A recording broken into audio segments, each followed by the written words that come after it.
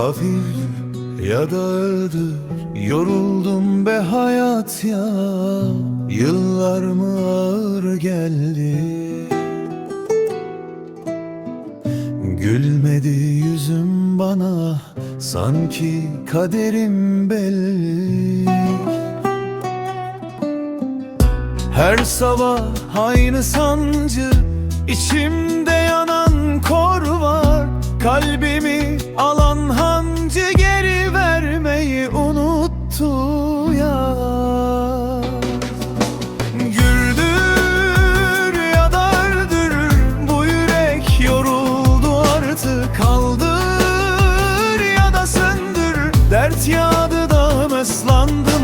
Güldür ya da öldür, bir yol söyle bu yol biter mi şimdi? Yakar mı?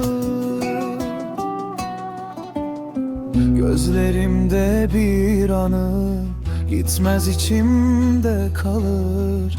Kırılmış her yanım ama kimseye duyulmaz bu ağrılar. Güldür ya da öldür, bu yürek yoruldu artık. Kaldır ya da söndür, dert yağdı ben ıslandım.